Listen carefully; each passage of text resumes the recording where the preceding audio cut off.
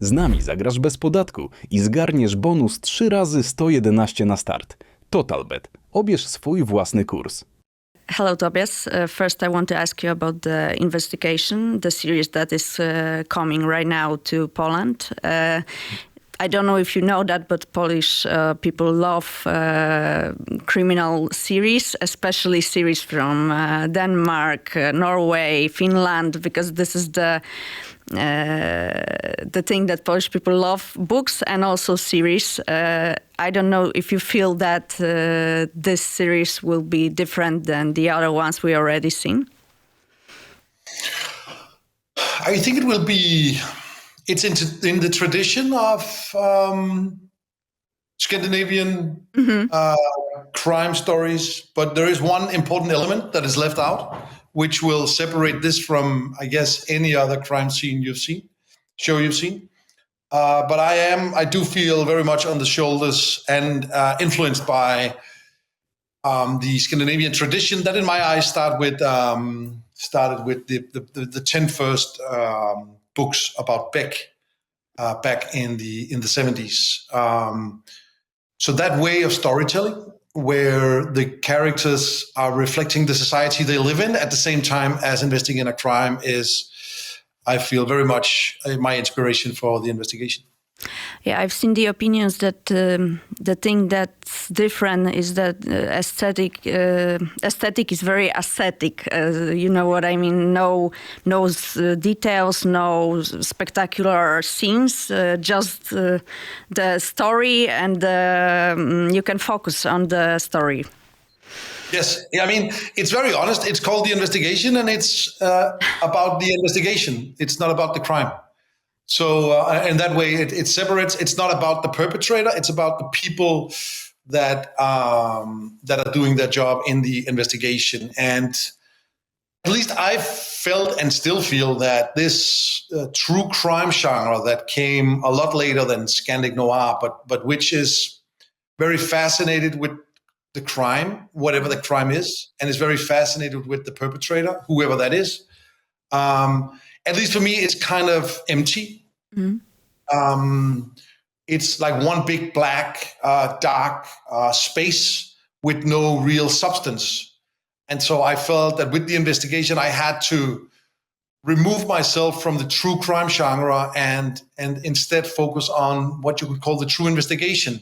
Much more inspired by Sherlock Holmes or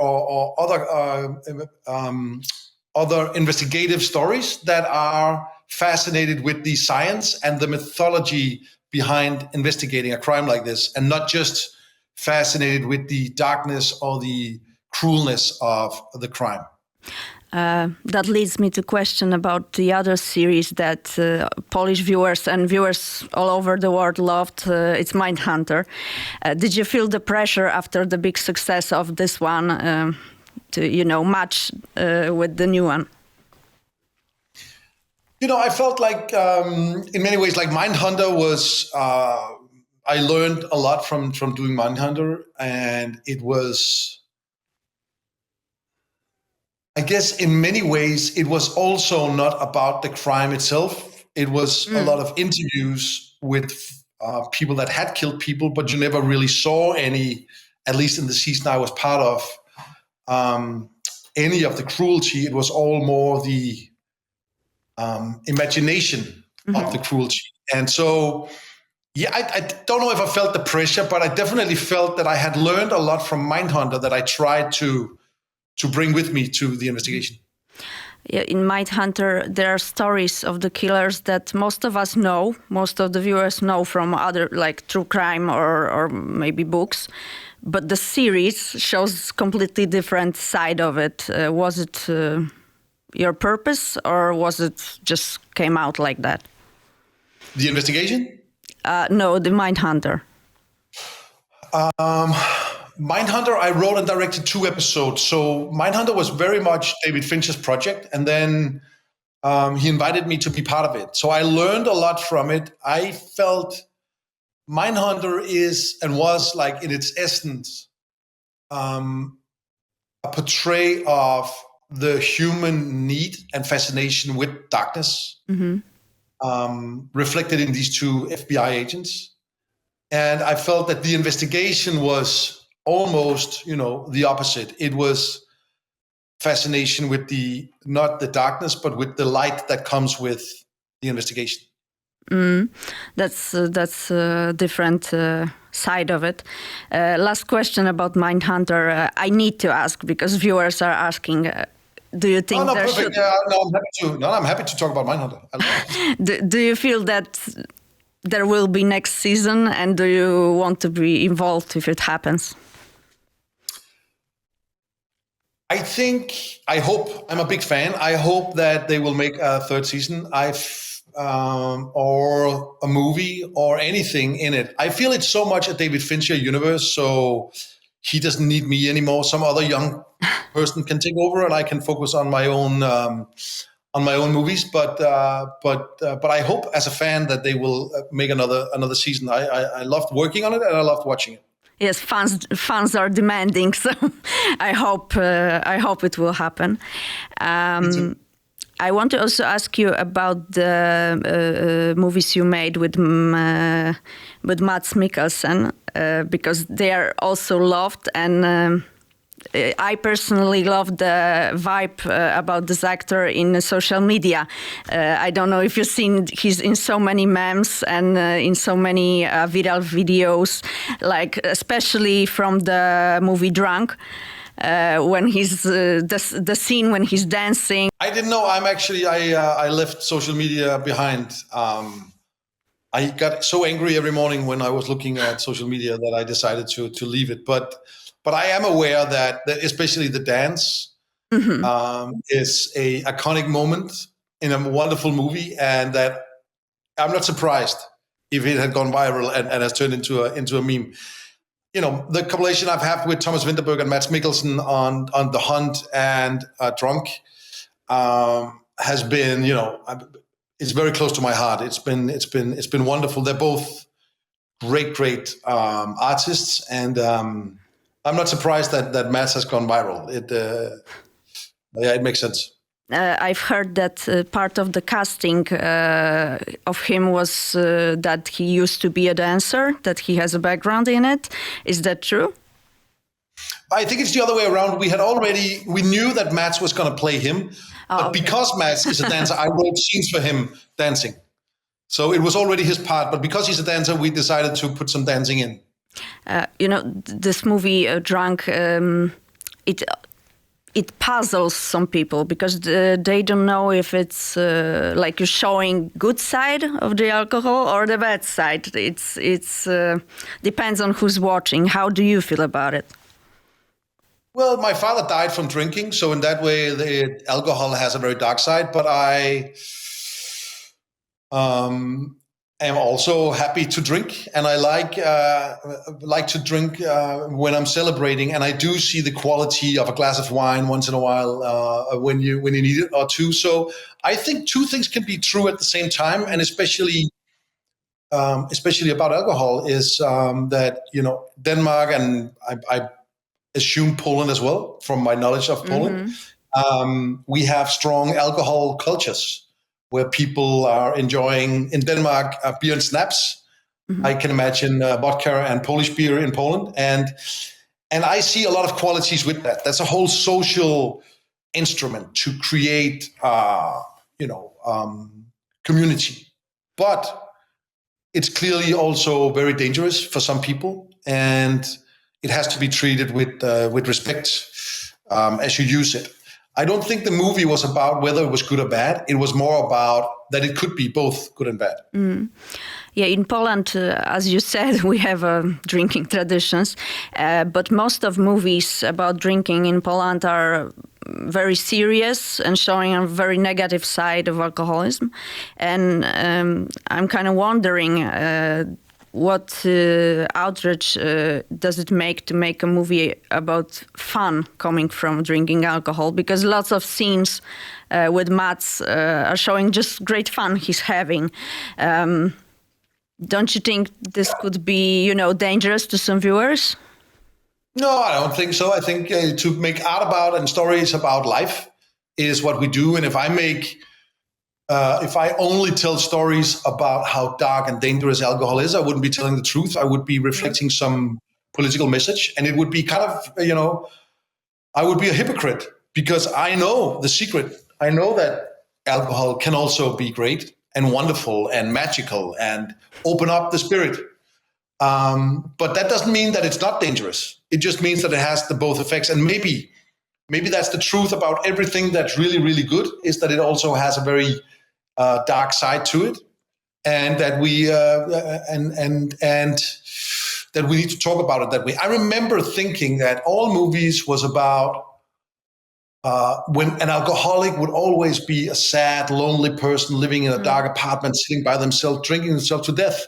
But when I looked around in the world I'm part of, I'm seeing people that might be alcoholic, but they always drink because they think they have something to celebrate.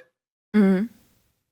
So in that way, I do think that our portrayal of different ways of using alcohol in drunk is more truthful than most movies. Thomas Bo Larsen dies of it. Mats ruins his life from it and has to fight to get it back. Magnus is getting easier through the struggle, and that's life.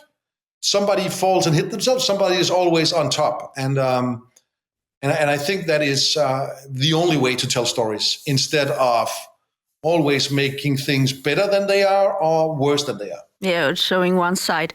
And I think it's a kind of leitmotif with you and Mats, because also in The Hunt, you are showing controversial subject that can, be read by two sides, because one of them is what you have showed, that it can destroy somebody's life to be accused of sexual abuse. But also the other side is that a lot of people do not believe the real victims. So this movie also touches two sides of the difficult problem, right? Correct. But I think that that's the purpose of storytelling, is to embrace and express the complexity of life. But did you have any bad opinions or people mad at The Hunt because it shows the other side, the side that's showing a victim as a liar? No, I don't think so. I don't remember it that way. I think the movie got received and started a conversation about what truth is and how we are all emotional. And I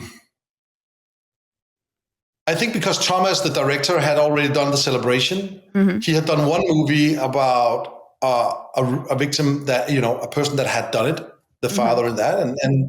And in that way, The Hunt was the opposite. It was a story about a guy who was hunted by this lie.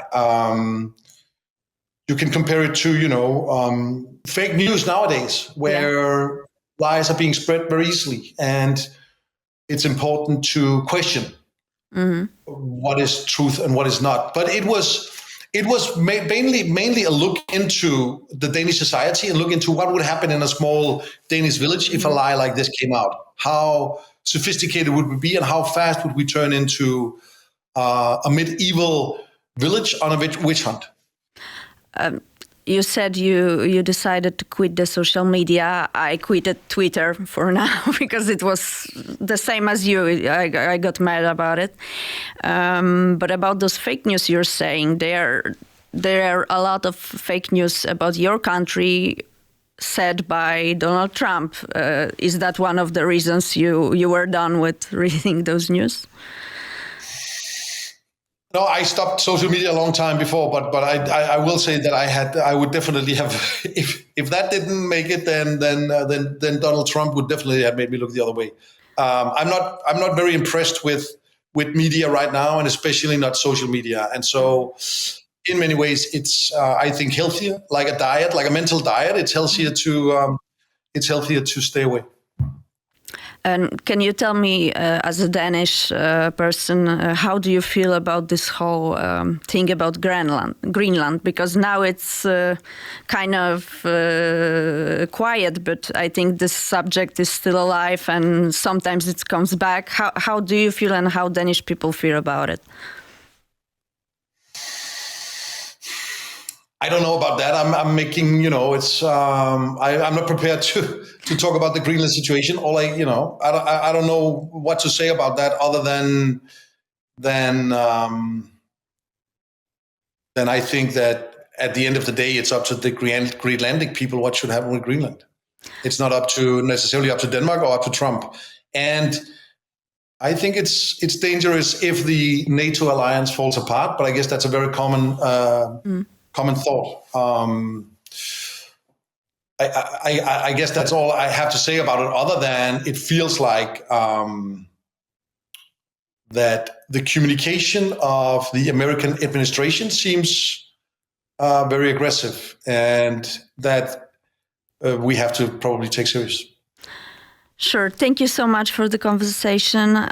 Sorry for mistakes if I made. English is not my first language, but I hope it was okay for you. I'm very glad we could talk, and hopefully see you one time again next series or next movie. Thank you. I appreciate it. Thank you so much. Thank you so much. Bye-bye.